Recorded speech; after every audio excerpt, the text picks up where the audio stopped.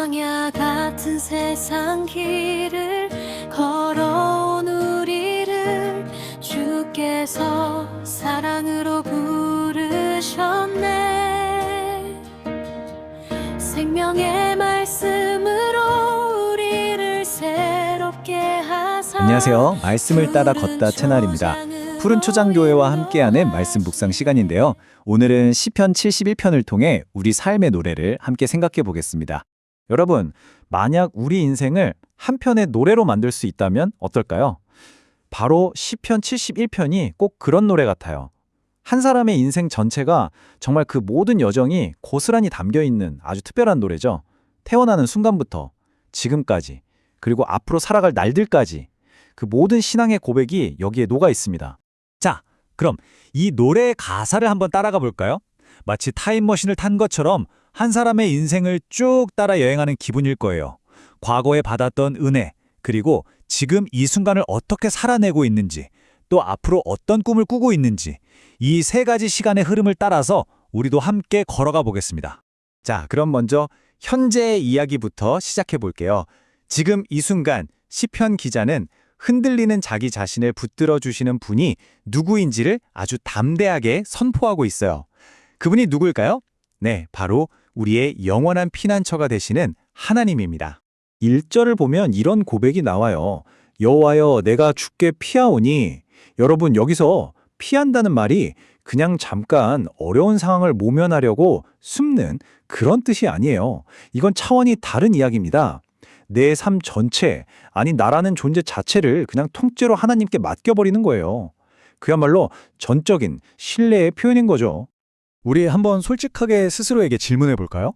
내 삶에 정말 생각지도 못한 위기가 닥쳤을 때 나는 본능적으로 어디로 달려가고 있나요? 누구의 이름을 가장 먼저 부르게 되나요? 그 방향이 어쩌면 지금 내 믿음이 어디를 향하고 있는지 그 현주소를 가장 정확하게 보여줄지도 모릅니다. 성경에서 정말 극명한 두 인물이 있죠. 바로 다윗과 사울입니다. 둘 다 정말 죽을 것 같은 위기를 겪었어요. 그런데 그들의 선택은 완전히 달랐습니다. 다윗은요, 광야로 오직 하나님께로 피했고요. 결국 하나님의 놀라운 보호를 경험하게 되죠. 하지만 사울은 어땠나요? 그는 하나님이 아니라 세상을, 다른 방법을 찾아 헤맸어요. 그리고 그 선택의 결과는 우리 모두가 알다시피 너무나 비극적이었습니다. 맞아요. 잠언 18장 10절 말씀이 딱 이 상황을 말해주고 있어요. 여호와의 이름은 견고한 망대라. 믿음이란 바로 이런 것 같아요. 위기가 올 때 세상이라는 불안한 곳이 아니라 하나님이라는 가장 안전하고 견고한 망대를 향해 달려가는 것. 그리고 그 안에서 정말 안전하구나 하는 평안을 경험하는 것. 바로 그게 믿음입니다. 자, 이렇게 현재의 믿음이 하나님께 피하는 것이라는 걸 알았어요? 그렇다면 이런 믿음은 도대체 언제부터 시작된 걸까요? 시인은 이제 시간을 거슬러 올라가요. 자신의 삶의 시작점, 아니 그보다 훨씬 더 이전, 바로 과거로 향합니다. 그리고 거기서 아주 중요한 사실을 깨닫게 되죠. 이 믿음이 내 결심으로 시작된 게 아니었구나 하고 말이에요. 이 말씀 정말 읽을 때마다 가슴이 벅차오르지 않나요? 하나님과 나의 관계가 언제 시작됐다고요? 내가 태어나기도 전, 심지어 어머니 뱃속에서 내 모습이 만들어지기도 전에 그때 이미 하나님은 나를 알고 계셨대요. 우리가 하나님을 짠하고 선택한 게 아니라는 거죠. 하나님이 먼저 우리를 아시고 선택하시고 붙들어 주신 겁니다. 바로 이게 은혜의 핵심이에요. 우리의 믿음이라는 게 오늘부터 내가 한번 잘 믿어봐야지 하고 굳게 결심해서 생기는 게 아니라는 겁니다. 이건 그냥 선물이에요. 우리가 태어나기도 전부터 하나님이 계획하시고 우리에게 주신 선물. 이 사실을 정말 깊이 깨달을 때 우리는 교만할 수가 없어요. 그저 겸손해질 뿐이죠. 자, 보세요. 과거의 은혜를 기억하고 현재는 하나님께 피하는 사람. 이런 사람은 미래를 어떻게 바라볼까요?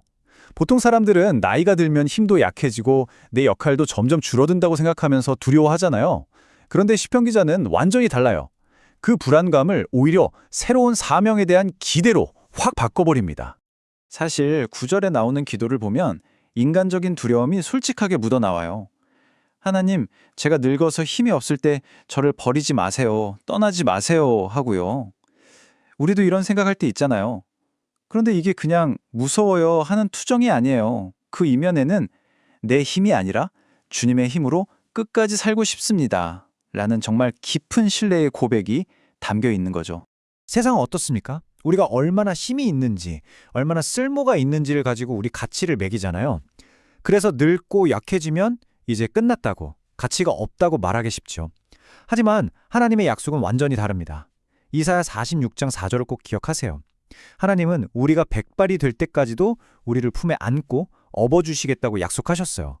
사람은 늙어도 우리를 향한 하나님의 약속은 절대 늙지 않습니다. 영원해요. 성경을 보면 정말 놀라운 증인들이 있어요. 모세가 이스라엘을 이끄는 엄청난 사명을 받은 게 몇 살이었는지 아세요? 무려 80살이었습니다. 갈렙은요? 85살에도 저 산지를 내게 주십시오 하고 외쳤던 사람이에요. 이걸 보면 확실히 알 수 있죠. 하나님의 시간표에는 너무 늦었다는 말이 없습니다. 우리의 나이는 절대 결코 제약이 될 수 없어요. 자, 이제 이 평생을 담은 노래가 클라이맥스를 향해 갑니다. 과거의 은혜, 현재의 신뢰를 지나 이 믿음의 여정이 최종적으로 향하는 것은 어디일까요? 그건 바로 나 자신이 아니에요. 나를 넘어서 다음 세대를 향하고 있습니다. 시인의 마지막 소원이 18절에 정말 절절하게 담겨 있어요. 하나님이여, 내가 늙어 백발에 될 때에도 나를 버리지 마시며 내가 주의 심을 후대에 전하고. 보세요. 그냥 오래 살게 해달라는 기도가 아니죠. 목적이 분명해요. 내가 경험한 이 위대한 하나님을 다음 세대에게 전하는 것, 그 사명을 다할 때까지 생명을 허락해달라는 정말 의미 있는 기도인 겁니다. 결국 신앙인의 삶이란 이런 것 같아요. 내가 이렇게 대단한 일을 했어 라는 나의 이야기를 남기는 게 아니라 하나님이 내 삶을 통해 이렇게 놀라운 일을 하셨어 라는 하나님의 이야기를 남기는 증인의 삶. 바로 그 이야기를 통해 믿음이 다음 세대로 아름답게 흘러가고 하나님의 나라도 계속해서 이어지는 거겠죠? 정리해볼까요?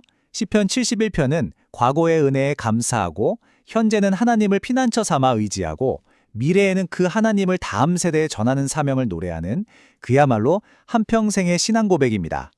오늘 이 묵상을 마무리하면서 여러분의 삶은 또 나의 삶은 다음 세대에게 과연 어떤 노래로 기억될까요? 한번 깊이 생각해보는 시간이 되시길 바랍니다. 지금까지 말씀을 따라 걷다였습니다. 오늘도 주님의 말씀과 함께 평안으로 채우시네. 십자가 은혜로 우리 죄 사시고 새 생명의 길을 열어주셨네.